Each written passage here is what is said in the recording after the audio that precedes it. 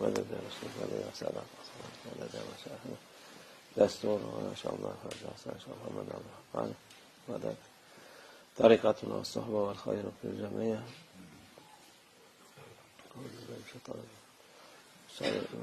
شر الوسواس الخناس صدق الله العظيم الله عز وجل şeytan vesvese yapar şeytan şerrinden Allah muhafaza etsin diyor. Vesvese herkese şeytan vesvese verir. O vesvese dışarı çıkmadıktan sonra bir hükmü yoktur. Yani bazı insanlar zanneder ki sırf kendilerinde var vesvese. Şeytan oldukça her tarafa verir. Ama onu itibar etmemek lazım. İçinde dışarıya çıkıp da şöyle oldu, böyle oldu da hiç söylemeye gerek yok. Bu yapan insanları imanlarını zayıflasın diye, imansız yapsın diye yaparlar. Bazı akılsız yahut şeytana kapılmış olan Müslüman diyen insanlar da sen şöyle yaptın, bu doğrudur, doğru değildir diye çoğu insanı vesveseye sürükler. Vesveseden insanı zarar verir. Allah muhafaza etsin. İmanına zarar eder.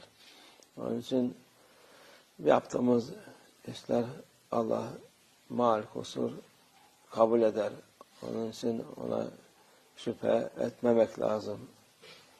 Çünkü Allah Azze ve Celle'nin emrini yerine getirdikten sonra Allah her şeyi kabul eder. Allah affedicidir. Affı sever diyor. Affun tuhibbul affu. Onun için yani bu yaptığımız şeyler vesveseye gerek yok. Nasıl yaparsan niyet, abdeste de niyetini al. Hemen abdestini al. O bir dakikada kabul eder Allah. 3 saat o yaparsan o vakit şeytanla vesveseden olur. O 3 saat her defada yapamaz. Ondan sonra büsbütün bırakır. Abdestte bırakır. Namazda da bırakır. Namaz kılarken de aynı şekilde yok oldu olmadı oldu. O Allah kabul eder. Allah Azze ve Celle'nin senin namazına ihtiyacı yok. Senin sırf emrini yerine getiresin diye Allah bu emrini vermiş. Emrini yerine getirdikten sonra Allah Azze ve Celle kabul eder. Onu vesvese yapmasınlar. Her yaptığı işleri yani akla hayale gelmediği vesveseler olur insanın. Onları itibar etmemek lazım. İçinde çıkmadıktan sonra ben bunu yapıyorum, Allah kabul eder diyeceksin. Onun oldu olmadı demeyin. Oldu Allah'ın izniyle. Onun için bu son zamanlarda bu daha fazla da arttı.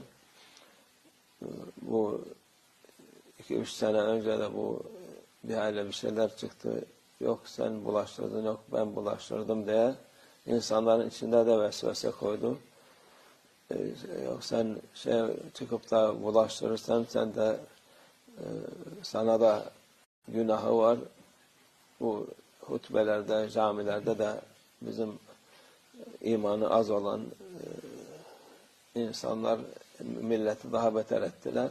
Onun için vesveseye gerek yok. Allah Azze ve Celle kimin ömrünü nasıl alacak, nasıl olacak sen vesile olmadın. O Allah'ın takdiridir.